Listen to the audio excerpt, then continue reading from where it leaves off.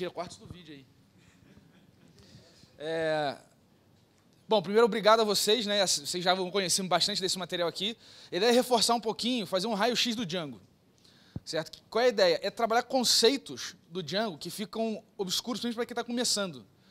Né? E contrastar um paradigma que eu acho que é principal na hora de você entender como é que o Django funciona e como você construi sua aplicação em cima dele. Então, isso é uma coisa que eu ainda vejo acontecendo demais, perguntas sobre estrutura de aplicação Django focada no banco de dados.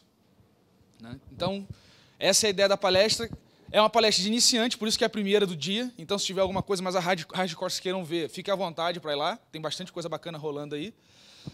Essa é uma tentativa de trazer para a galera que está começando uma visão do Django que não está nos tutoriais.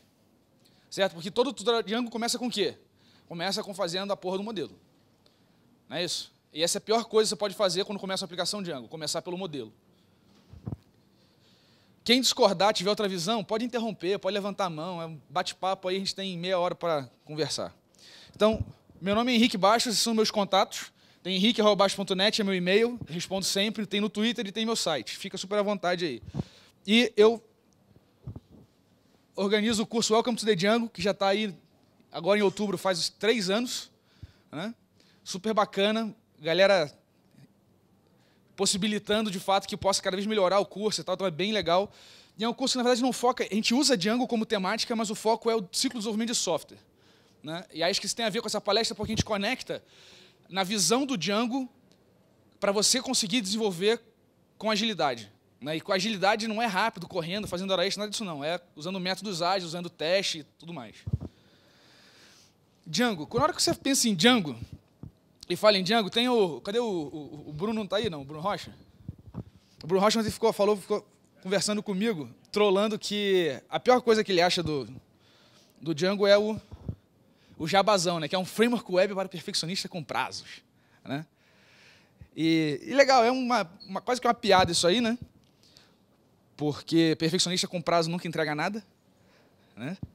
Mas o grande lance que rola quando a pessoa pensa em Django, e quando a galera começa com Django, é que o cara começa a pensar, na verdade, em modelos.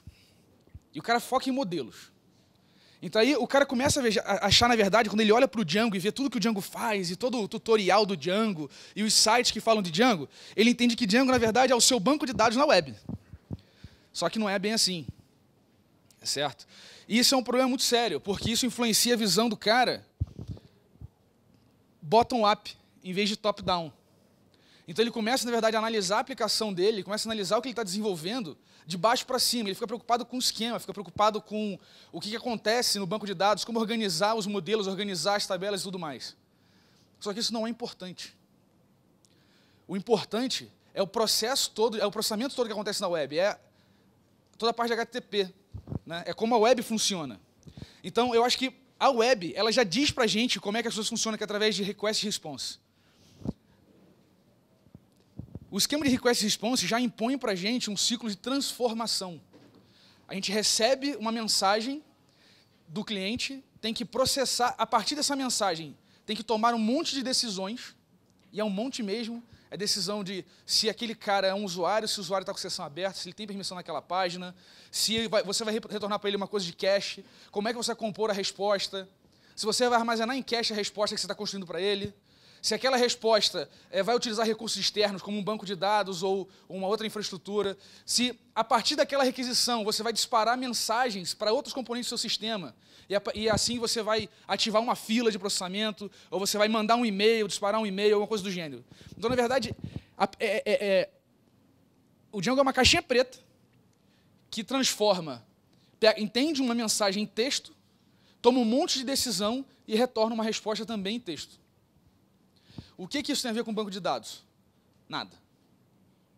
O banco de dados, por acaso, é uma das estruturas utilizadas para você conseguir compor a resposta. Porque quando é um usuário específico, você vai querer retornar informações daquele cara. Só que o banco de dados não é importante.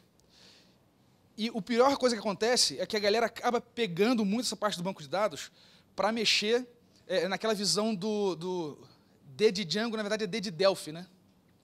Que é aquele negócio de eu vou montar o banco de dados, construir as coisas em cima dele, fazer os cadastros e dar para o cliente. Só que o Excel faz isso. Você não precisa do Django para fazer isso. O Fox Pro faz isso até hoje, tem gente que vive desse negócio. E é bacana, funciona, atende bem, não tem problema. A web tem outras características, a gente precisa respeitar essas características, senão a gente começa a tomar decisões que comprometem o design do nosso projeto na hora de trabalhar com a web. E aí eu fico com um software que eu estou tentando fazer um sistema cadastral, e essa é geralmente quando o cara começa do Django e acha que é sensacional e ele quer aquilo para a vida dele, é porque ele vê o Django Admin e vê os modos do Django. E o cara, puta, eu vou descrever rapidinho os modelos e tem um sistema pronto. Não, não tem. O admin do Django não é para fazer sistema. O admin do Django é para fazer back-office de site de conteúdo. Ah, mas você pode customizar? Pode, mas dá trabalho, tem que entender como é que funciona, e é um framework. Ele não é um produto de configuração. Não existe projeto Django que você faça por configuração. Você programa o seu sistema Django.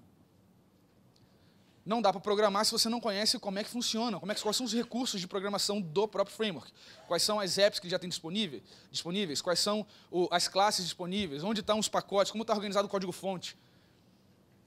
E aí vem aquela questão de que o manual do Django é muito legal, porém, nada melhor do que o código-fonte. O manual é gerado em cima do código-fonte, a documentação é gerada em cima do código-fonte. Então não tem opção. Para olhar o Django, você vai ter que ter esse contato com o código-fonte. Certo? E aí tem o Tony está aqui, e ele tem um site, para mim, um dos sites mais sensacionais que eu já vi nos últimos tempos. Esse ano eu trabalhei bastante com ele nesse projeto, no início do ano, né? Depois deu uma sumidinha, que é o freedomsponsors.org, que é um site muito simples, que você, na verdade, bota um ticket de um projeto open source, e aí você associa uma recompensa financeira. E aí você consegue, na verdade, ter patrocinadores para o ticket. E a lógica de negócio dele, o que ele tem que fazer acontecer, orquestrar, é bem sutil, tem bastante detalhes e tudo mais. E como é que você vai organizar o seu código para isso? Essa organização tem que respeitar a estrutura da web. E aí o request response, ele é muito simples, porque é um texto mesmo. O que é enviado na rede é texto. Né? Em que você tem essa forma, né? Tem o verbo, tem o caminho, o protocolo, um monte de cabeçalho, e de vez em quando tem uma resposta. Né? Tem um corpo.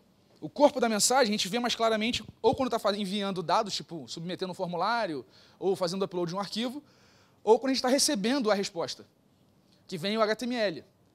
E para exibir uma página, você tem que, na verdade, fazer várias requisições, porque cada vez que você vê um link, um href, um CSS, uma imagem, é mais uma requisição que o sistema vai fazer.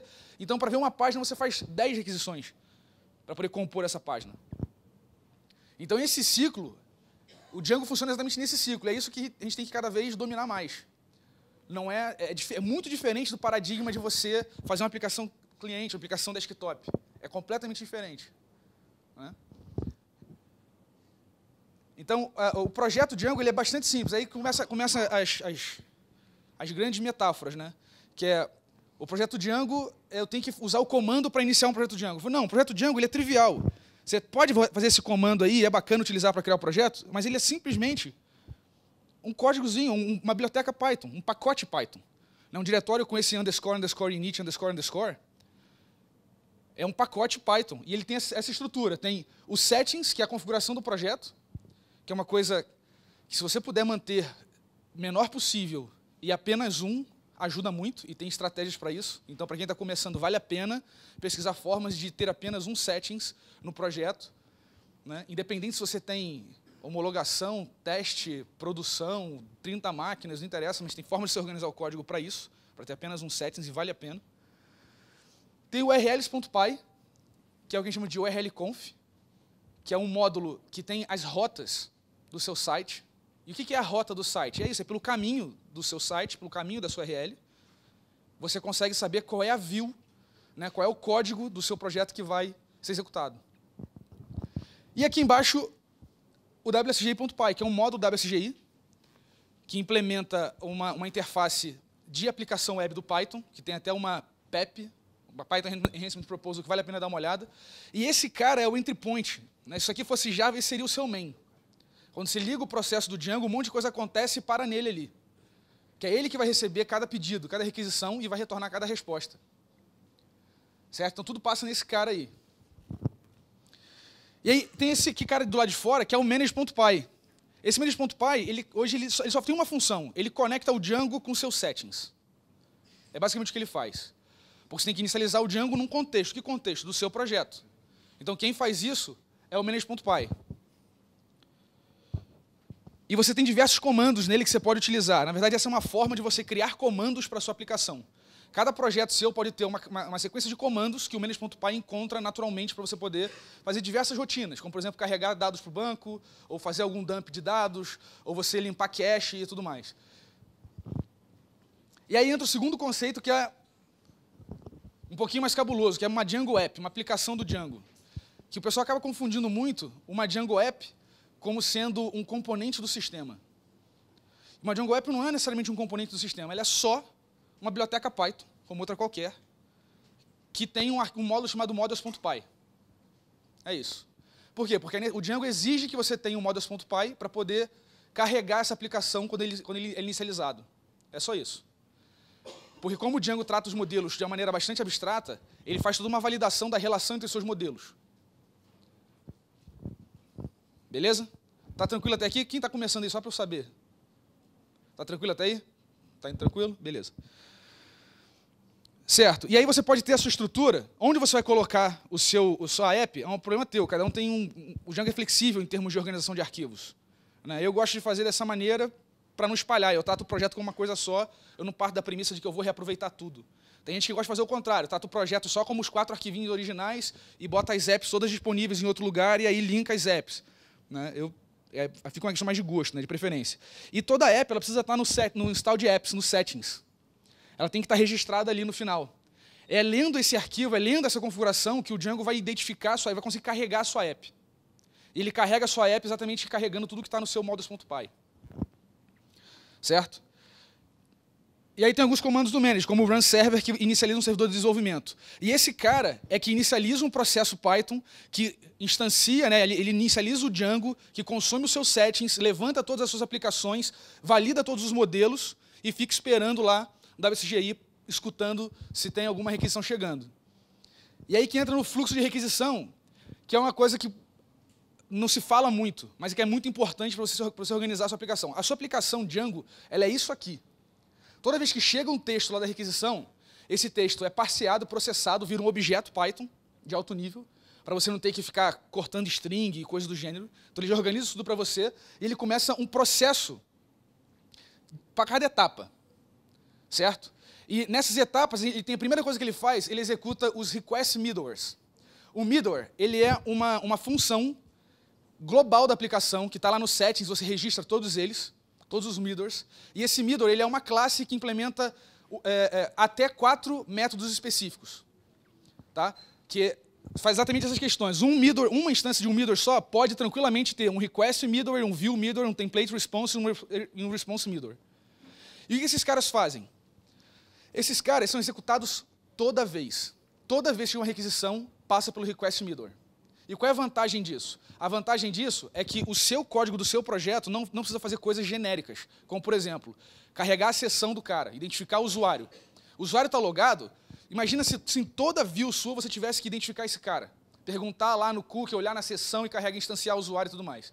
Então, tudo que acontece, toda requisição, tudo que você vai usar muitas vezes, a maioria das vezes, você transforma num middleware para você ter menos código no seu projeto.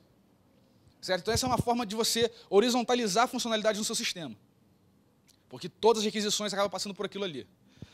Na sequência, o Django faz o URL Resolve. E isso é parte integrante do seu projeto, que são as suas rotas. É dizendo quais são as URLs que existem no seu sistema, quais são as views, e essa URL ela mapeia para quais são as views. Na sequência, ele vai e executa o view middleware. O view middleware ele é chamado imediatamente antes da sua view ser chamada. Porque no resolve ele já pegou o caminho da URL, da requisição, comparou com a rota e descobriu qual é a view. Na sequência, antes dele chamar qual é a view, dele executar a view, ele executa o view middleware. Certo? E o view middleware recebe exatamente essas informações. Qual é a view que vai ser executada, quais são os parâmetros que vão ser executados, qual é o request em questão. O request ele é meio que o estado, né? Ele vai acumulando o estado do seu processo. Né? E você consegue sinalizar no request um monte de atributos adicionais para em cada... É como se fosse o container de comunicação, o contexto de comunicação de cada etapa do seu processo Django até gerar a resposta. Então você não consegue, você não faz um request middleware passar informação chamando uma view. Não, você injeta a informação no request, e aí quando chegar na view, essa informação está disponível. É por isso que você consegue fazer lá request.user, porque existe um request middleware da app de autenticação que consegue já detectar que aquele request tem informação de sessão que corresponde a um usuário, e esse cara está autorizado, então ele carrega essa instância do usuário do banco e injeta ela no request. E aí, quando chega na tua view, request.user está disponível para você usar naturalmente. Tranquilo? Depois ele de fato chega no item 4, que é a execução da sua view. Essa é a sua lógica, esse é o pedaço do seu código de fato. Né? Que é uma coisa muito específica. Então você vê o problema que a gente tem. A gente tem coisas muito genéricas, que é um fluxo inteiro de processamento, onde eu tenho uma mensagem para chegar numa resposta possível. Uma mensagem pode ter diversas respostas possíveis, dependendo do conteúdo dela, né, da decisão do seu sistema. E aí você tem esse eixo, e num pedaço dele você tem o seu código específico que trata um caso particular. Essas são as suas views. Depois disso, a view ela retorna uma resposta, uma instância de HTTP Response, e aí ele passa no Template Response Middleware. Porque a resposta não necessariamente é um texto ainda, ela é um objeto Python. E como é um objeto, você pode acumular, transformar o estado dela. Passando depois para o Response Middleware. Um exemplo clássico de Request Middleware e Response Middleware, a parte de cache. O cache, quando é feito pela URL, né, tipo, eu tenho um blog, escrevi um artigo. Esse artigo tem o título Raio-X do Django. Se 30 pessoas verem o artigo, é o mesmo conteúdo. Não é um site que tem que ter login, tem que ter nada disso. Então, para eu economizar o fato do Django ter que processar 30 vezes a mesma coisa, eu boto no cache, faço um cache daquela página, e aí nem chega no Django. Né? Ele nem chega no meu código, ele bate no request middleware, que tem um middleware de cache, e já retorna uma resposta direta do que está cacheado. Então, todo esse pipeline é um processo para você decidir onde você vai intervir no processamento do seu código para retornar a resposta o mais rápido possível. O seu objetivo é que o usuário tenha a resposta o mais rápido possível, sempre. Beleza? Legal, aí a gente chega no URL Resolve. O URL Resolve ele é composto pelo URL Conf. Então, o nome do módulo, né, um módulo que contém uma variável URL Patterns, que referencia uma sequência de rotas associada a views. Então, isso é o URL Conf. Então, o nome daquele arquivinho não precisa ser urls.py, pode ser xyz.py. Mas se ele tiver ali uma variável URL Patterns, e ele tiver essa variável associada com, de fato, uma sequência de rotas, que o Django identifica como rotas, então esse cara, ele pode ser utilizado na sua árvore de rotas do seu site. Beleza? E o que esse cara resolve? Ele resolve isso aqui, ó. Suponha que você tem esse caso, né, do calcular o tempo. Então, é o tempo mais 1 hora. Imagina que você tivesse várias rotas dessas no seu site. E seria uma view para cada um deles. E a diferença dessa view é que só muda o valor da hora. Você não precisa, você pode generalizar isso.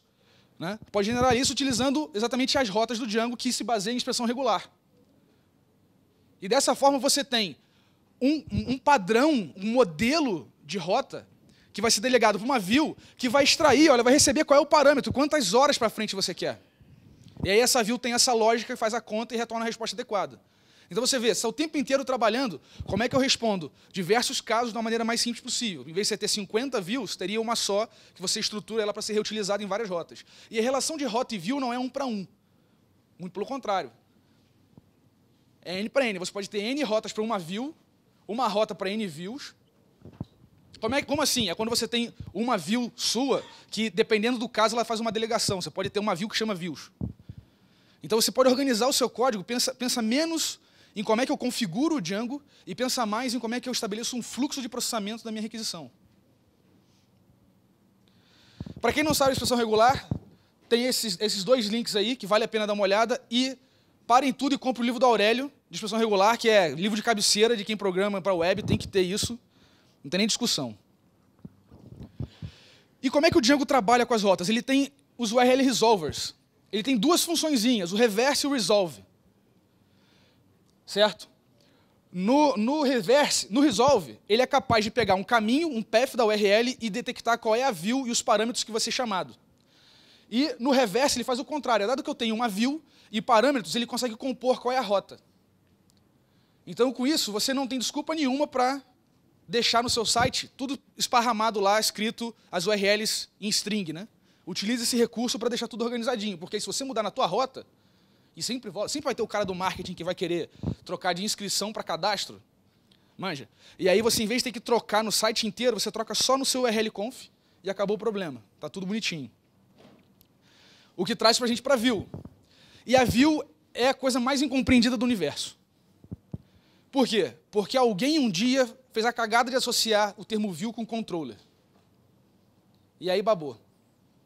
Porque a view, o que ela é só uma delegaçãozinha daquele pipeline enorme que a gente tem lá em cima. Ela é uma etapazinha de todo aquele pipeline do request handler. Certo? E o que define uma view? A view é um callable. Quem não sabe o que é um callable? Ajuda aí. Um callable, ele é um objeto Python que pode ser executado. Então, uma função é um callable, porque uma função em Python é um objeto. Eu posso ter um objeto, instância, uma classe que implementa o método __call, __, e esse cara passa a ser um callable também. Então, é um objeto que se comporta como uma função. Certo? E é isso que define uma view. É um callable que recebe um request e retorna uma instância de response. Se a sua view retornar qualquer outra coisa diferente de uma instância de response, vai dar erro. Beleza? E a view mais simples do mundo, para quem não conhece, é simplesmente uma função que tem o request ali que vai ser recebido e retorna um response. E você, no inicializador dela, você passa qual é o conteúdo, o corpo da mensagem. Isso pode ser texto, pode ser XML, pode ser JSON, pode ser o que você quiser. Pode ser uma imagem. É lógico que você tem que fazer o encoding disso aí para Base64, para conseguir fazer o download. E a view, você não tem muita coisa para mostrar na view quando você fala dela conceitualmente. Mas tem alguns antipatterns que são importantes observar. O primeiro deles é a view grande.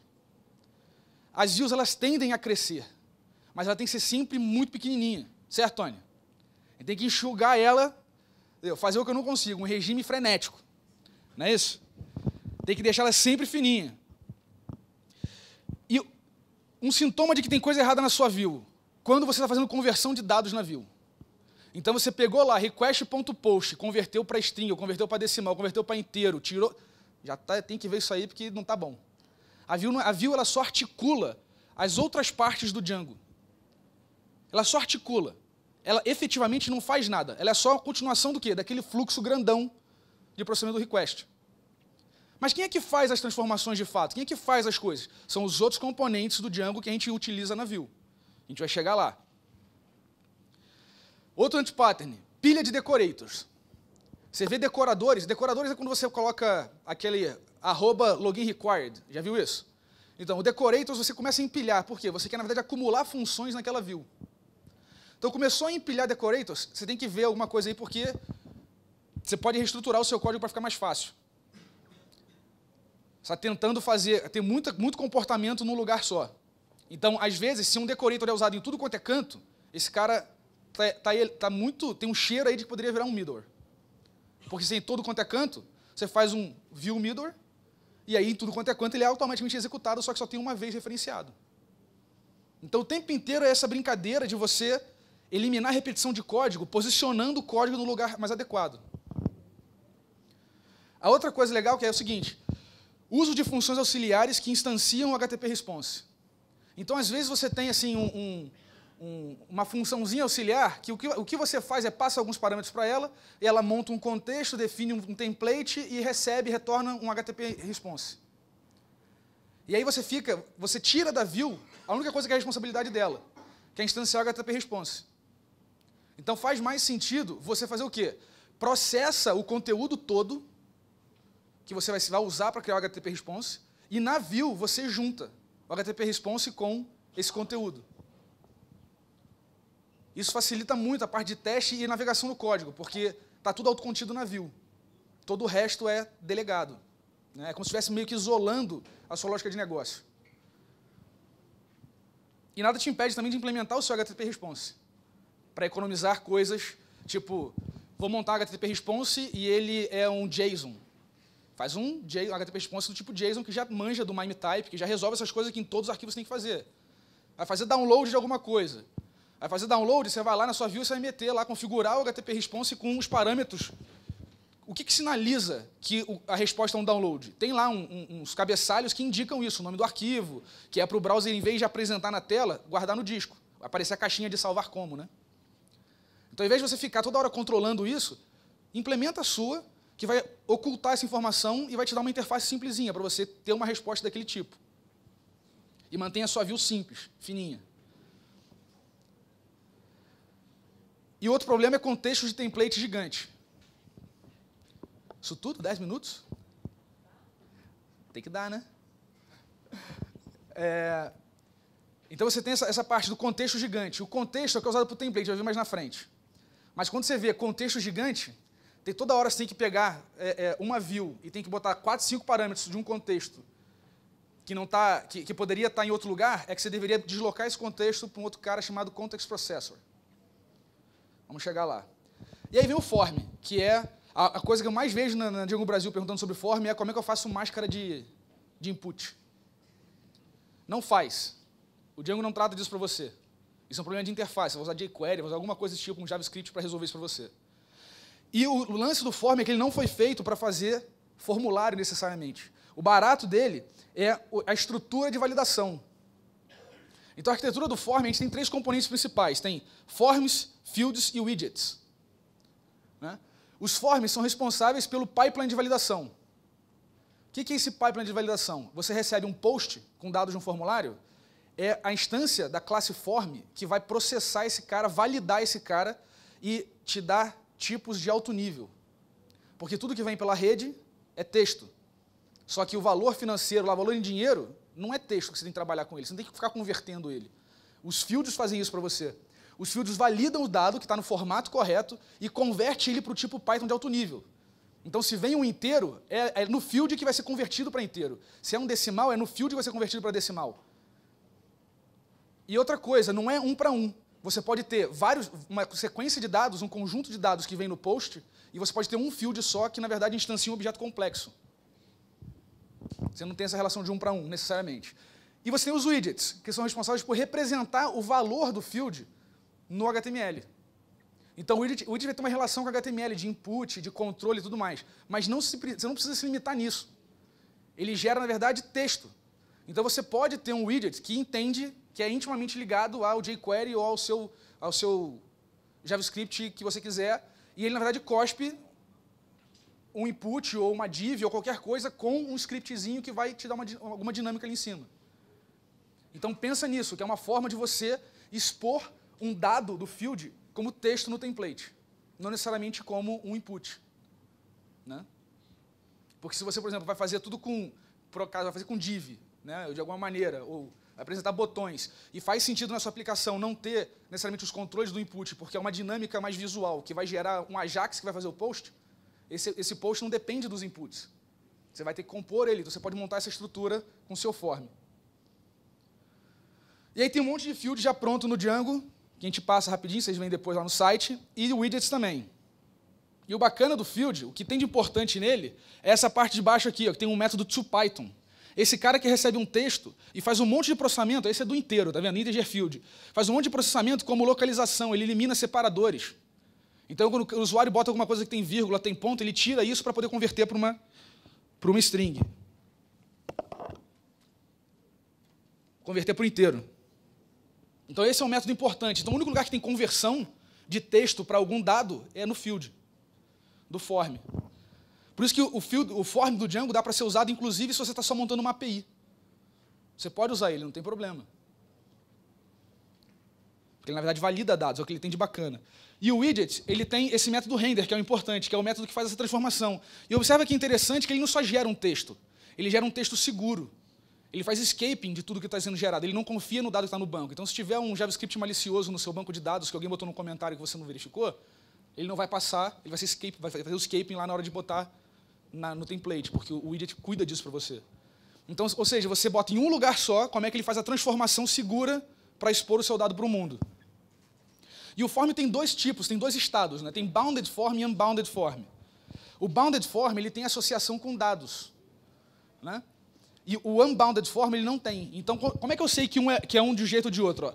Quando eu instancio e passo ali o request.post ou request.get, eu estou criando um bounded form. somente o bounded form pode ser validado. O unbounded form, você não consegue rodar a validação dele, porque ele não tem com que checar. Então, assim, para exibir um formulário, você vai usar um unbounded form. Para você processar o post, vai usar um bounded form. E o bacana é o ciclo dele de validação. Porque o ciclo dele de validação, ele, se for um bounded form, ele executa o método full clean, que é onde tem toda a lógica central dele de validação.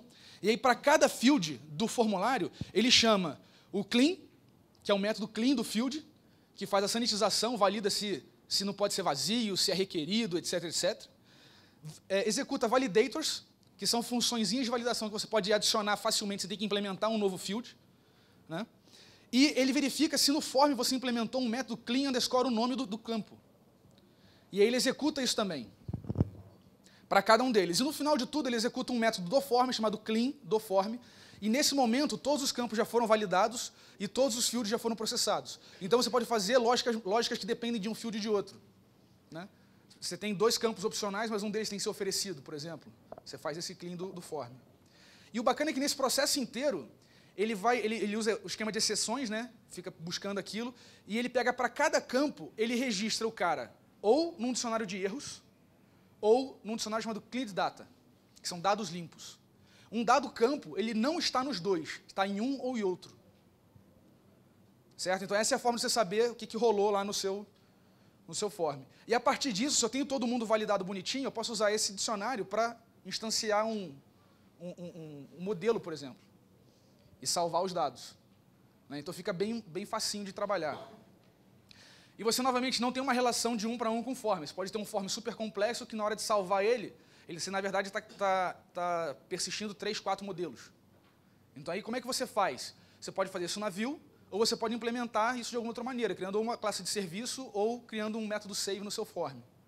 Depende do seu gosto, de como é que está o seu software. E a minha parte de modelos, que eu vou dar corridinha aqui para dar tempo. O modelo, a gente costuma olhar isso aqui. E é lindo, né? Porque você declara, se descreve o que você quer, né? E, no final das contas, isso aqui meio que reflete o que vai rolar no SQL, no esquema da tabela. Só que com uma diferença muito importante. O modelo do Django, ele tem os model fields. E os model fields, como esse aqui do e-mail, por exemplo, ó, ele é um e-mail field. Tem e-mail field na coluna do banco de dados? Tem uma coluna chamada e-mail? Não tem. Mas tem caractere. Então, a vantagem dos fields do Django é que você consegue agregar semântica do dado. Então, você consegue validar que aquele dado só é válido, né? Só está ok para gravar, somente se ele tiver o formato do e-mail. E você pode fazer isso para tudo, para data e para coisas mais complexas também. Você pode, de fato, utilizar a estrutura do Django para criar camadas de abstração. Você não precisa ficar amarrado no nível de dado, olhando para o banco de dados. Você tem que olhar para o nível do Python. Por isso está usando o Django. E aí, o próprio Django é capaz, de acordo com aquela descrição, de gerar o esquema da tabela, e ele tem diversas ferramentas para isso, para você já manipular o banco de dados, criando as tabelas e fazendo dump e tudo mais. Só que o mais legal do model não é essa parte, né? Porque quando a gente olha a descrição da classe model, ele reflete uma tabela, não é isso? Então, quando a gente está trabalhando lá no tutorial do Django, ou fazendo qualquer coisinha com o Django, a gente vai se deparar com esses caras aqui, ó. O subscription, né, no caso, o modelo em si, que é aquela classe do modelo, que ele é do tipo model base. Tem uma instância da classe do modelo que já é de outro tipo, ó. Já é do tipo do modelo. Quando você vê o modelo.objects, você já tem um outro tipo, que é o manager. E quando você vê o modelo.objects.all, ele já te retorna um outro tipo, que é o query set. Esses caras são a organização do Django, do modelo do ORM do Django. Essa é a infraestrutura que você tem que saber lidar. O que significa isso? Que é o seguinte, ó, o modelo, ele descreve a estrutura da tabela. A instância do modelo reflete uma tupla, uma linha da tabela. O manager do modelo, ele é o cara que sabe interagir com aquela tabela inteira, com os dados todos daquela tabela. É ele que sabe fazer o select. É ele que conecta o ORM do Django, que é o query set aqui embaixo, né, que o query set é o quê? É um objeto Python, ele não é uma query, não é um SQL, ele é um objeto Python que acumula estados, que na hora que for necessário vai ser compilado para uma query de acordo com o driver de banco que está configurado no setting da sua aplicação. Então, o query set, ele elimina o quê? Ele elimina... Lembra do PHP lá que a gente fazia? If isso, então concatena a string desse jeito. If aquilo, bota concatena do outro jeito. E aí você ficava, na verdade, navegando decisões em cima da requisição para concatenar a string? Quem nunca fez isso aí? Pelo amor de Deus, né? Você nunca fez isso? Não. Guardava SQL no banco de dados. Essa é boa também. Nunca programou em PHP, Fernando? Não, mas todo mundo faz parte do aprendizado. O grande lance é que isso acaba esse problema. Porque você não tem mais problema de SQL injection, nada disso, porque você está trabalhando com objetos Python de alto nível, essa é a grande vantagem. Né? Então você tem aqui o entendimento do seguinte, aqui em cima é algo muito específico, que é uma linha. Depois tem a tabela, aí você tem todas as linhas da tabela e aí você tem o ORM do Django. Então, esse cara aqui é o mais próximo do ORM do Django que tem. E o ORM do Django serve para quê? Para todos os modelos, correto? Ele é genérico. Toda vez que eu tenho alguma coisa genérica interagindo com uma coisa específica, eu preciso de um mediador. Senão vira um RP. Lembra o RP? Que tem a tabelão com 1 milhão de colunas para você configurar ele? É porque isso, é porque o troço era para ser específico, virou genérico, era genérico, virou específico e fica aquele troço todo, tudo misturado. Então, esse mediador é o manager. E ele é simplesmente o cara que consegue dizer para um query set, criar um query set para um modelo específico. Certo? Então, toda vez que você vai fazer alguma operação, por exemplo, quero atualizar todos os caras que moram no Rio de Janeiro. Essa operação, você não vai fazer num for. Você vai fazer essa operação no manager. Não vai fazer num for chamando, instanciando a cada linha do banco. Você faz no manager, porque ele vai gerar um update na tabela inteira com aquela cláusula where. Então, é esse o trabalho que você tem que organizar. E aí entra a questão do model fields, que é uma coisa que não aparece ali e fica meio despercebido, mas ele é muito importante. Porque o que o model fields faz, ele correlaciona atributos do modelo com colunas da tabela. E, novamente, dá uma relação de 1 para 1. Você pode ter, por exemplo, um campo que vai impactar, na verdade, 2 colunas no banco de dados. Ele vai gerar, o fato de ter aquele campo ali vai gerar 2 colunas no banco de dados. Né? Quando que isso é interessante? O exemplo clássico que eu lembro sempre é dinheiro. Que dinheiro tem sempre a moeda e o valor. Dinheiro não é decimal.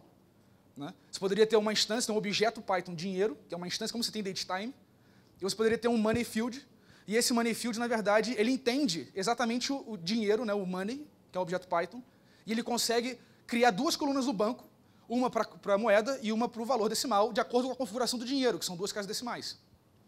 Isso fica transparente para você. E toda vez que você fizer alguma coisa, buscar do banco, você não vai ter um decimal, você vai ter um dinheiro. Que pode até ser uma classe que você herdou do decimal e adicionou mais comportamento. Então você não tem desculpa no Django para trabalhar com tipos primitivos, com baixo nível. Você pode criar o nível de abstração necessário para a sua aplicação. Beleza? Manda. O Django não trabalha com NoSQL. Você pode tirar o RM do Django e você trabalhar com ele, mas aí você abre mão de um monte de coisa do Django. Como, por exemplo, o admin, que é o que todo mundo fica assim, puta, vou abrir mão do admin. Existem formas de você integrar e tal, mas não tem nada oficial integrado no framework para isso. Mas não quer dizer que cada componente do Django você pode tirar do lado, porque o Django é um pipeline de processamento. Então, se você quiser usar o Jinja, não quiser usar o template do Django, é só não usar o template do Django. Se você quiser usar o NoSQL ou usar o SQL Alchemy, não tem problema. É só você botar de lado, não usar os modelos do Django e criar o seu, entendeu? Falei. É um fork do Django. Não é uma coisa integrada. Na verdade, quem acaba usando muito MongoDB faz por fora mesmo, não usa nem esse cara. Né? E muitas vezes, dependendo da aplicação, se for uma coisa de API, o cara nem usa Django, vai trabalhar com Flask. Também faz sentido. Né? Beleza, aqui vamos pular para acabar aqui rapidinho. Então tem várias funções no manage.py que são comandos do próprio Django para você poder entender o que está rolando, ver a estrutura do banco e por aí vai.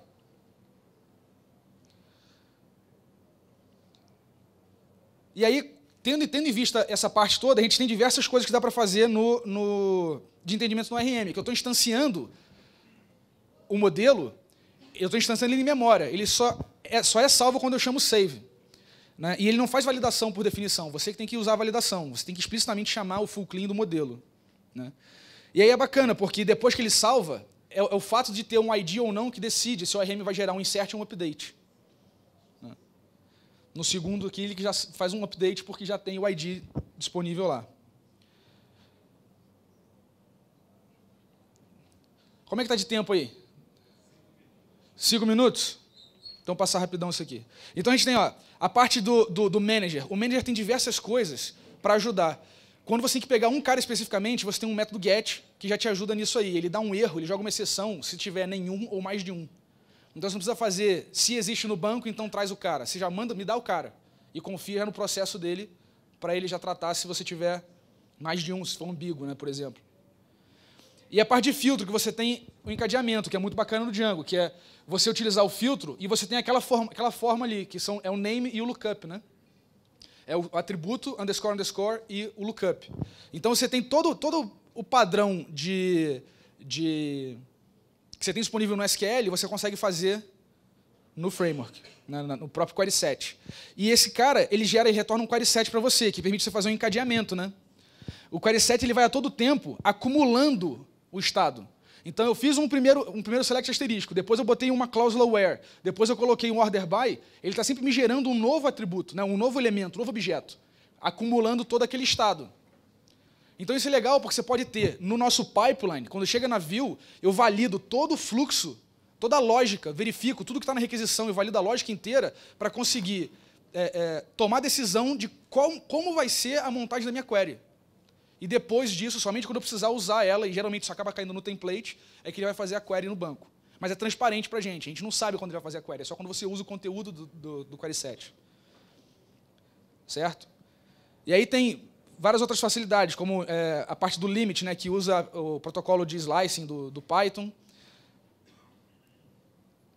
Enfim, você pode fazer query inline, né, incrementar atomicamente, então você usa a função F, que na verdade ela implementa sobrecarga de operadores para quando chegar, ele gera um SQL com um update direto lá no SQL. Então, aquele problema de concorrência, né, de loja, de você vender o mesmo produto para outras pessoas, você não cai nessa com Django. E todo modelo tem opcionalmente uma classe interna, uma inner class meta, que é para você configurar um modelo com um monte de configuração possível lá que o Django oferece. E aí você cai no template. Então, entenda o seguinte, a gente falou de form, falou de model, vai falar de template rapidinho. Esses três caras são os principais de articulação que a gente usa na view. Então, você vê que na view eu vou ter muito pouca coisa do detalhe do negócio. Eu vou ter mais uma orquestração de como esses caras se relacionam. Porque na hora que eu montar uma query complexa, eu não preciso botar lá na view, eu posso implementar um método do manager. Na hora de eu pegar, entendeu? Em vez de eu converter um dado, eu uso um form. Então, você vai emagrecendo a sua view, vai reduzindo o tamanho dela, delegando para esses outros componentes do Django a responsabilidade por fazer esse trabalho de acordo com a sua especificidade. Então, quanto mais alto nível você trabalhar com seus campos de modelo, campos de formulário, mais simples são suas views, mais fácil é de testar seu código, né, e menos código você escreve para fazer coisas mais complexas. Né? O template tem essa marcação, é um texto, não necessariamente HTML, pode ser qualquer texto. Né? Ele tem essas marcações. Você não programa efetivamente no template. O template do Django ele é processado e você vai... ele usa uma linguagem interna dele, restrita, porque template é de designer. Quem aqui já recebeu um e-mail, um pedido, uma tarefa no trabalho, e você é programador, de mudar alguma coisa no HTML? Quem já pediu isso? Então, isso não é necessário, você pode deixar o designer fazer. É só você não se meter na lógica do designer, na lógica do template. Bom, parece que estourou nosso tempo, vou só passar essa parte aqui. Que você tem ele acessa testando para cada variável de contexto, e aí o contexto é muito importante. Se o template é um texto com marcações, como é que eu associo, dou valor para essas marcações? Através do contexto, que é um dicionário de dados. Então, esse contexto ele pode ser composto na view, e aí, vou lá para baixo aqui, cadê? Aqui, nesse cara aqui, ó. Você tem o template, que não é uma string, você não carrega o texto do banco. Isso aqui é uma instância, um objeto template, que é, na verdade, uma árvore. Né? E ele vai nó por nó dessa árvore processando na hora de renderizar. E você pode usar o mesmo template, o mesmo objeto template, para renderizar N vezes, com N contextos diferentes. E essa é a grande sacada do Django. E o contexto, você usa o request context. Por quê? Porque esse cara tem uma funcionalidade especial de utilizar context processors. Então, igualzinho o middleware, toda vez que você tem alguma coisa que em todas as views tem que estar disponível, você cria um context processor que automaticamente, quando você instanciar esse request context, passando o request ali para ele vai executar os context processors, vai acumular as informações que são necessárias a todos os templates. Então, você não precisa daquelas views com 15 linhas de contexto que não tem nada a ver com aquela view de fato. Que é só porque todo site usa, todas as views usam aquela mesma coisa. Move isso para o context processor. Beleza? Bom, é isso, galera. Acabou o tempo, obrigado aí.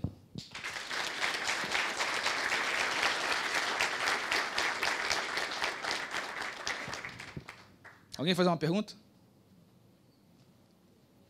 Fala.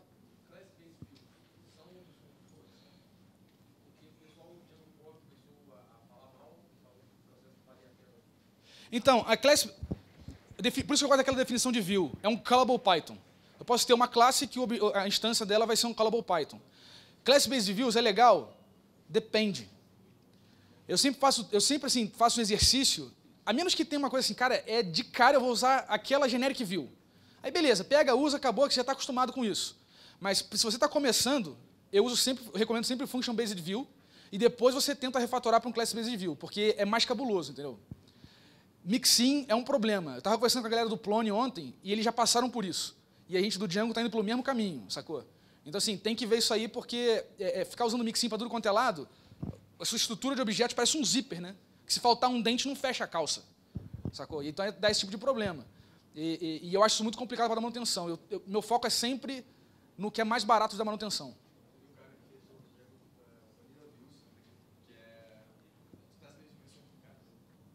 Como é que é? Vanilla Views. Não vi esse.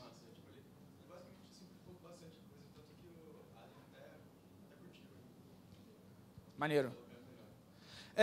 O processo de criação da Generic Views de classe do Django foi muito legal, tem uma documentação bacana e tudo mais.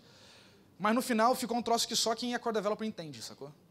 Então, eu acho que vale a pena você ser crítico, né? Porque no final das contas quem programa é você. Se está copiando o cara sem questionar, você vai pagar a conta, né? Beleza, então. Mais alguém? Pô, foi bom assim? Fala aí.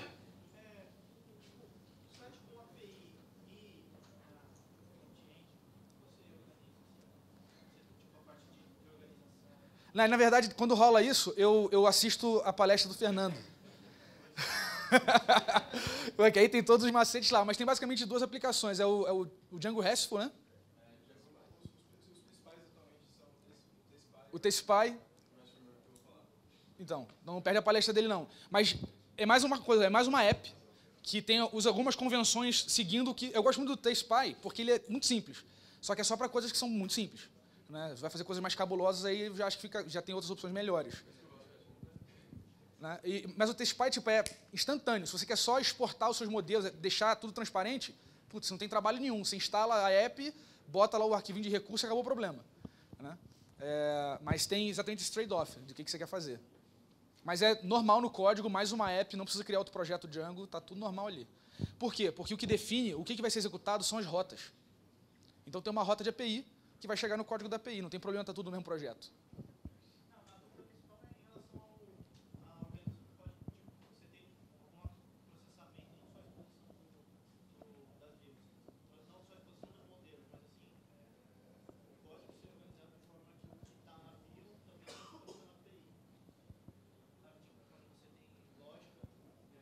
Então, aí, exatamente. Por isso que a view, ela não é para ter lógica de negócio.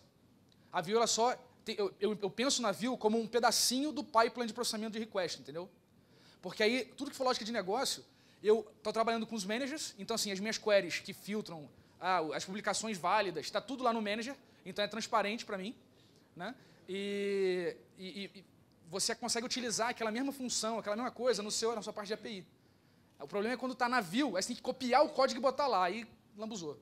Porque não tem um lugar externo, sacou? Não tem um objeto, uma classe de serviço, né? Seria análogo a isso. Tranquilo? Bom, estou disponível aí durante o evento inteiro. Vamos beber junto, estou devendo cerveja para a galera aí que fez o curso. Não esqueci disso. E obrigado, até a próxima. Valeu.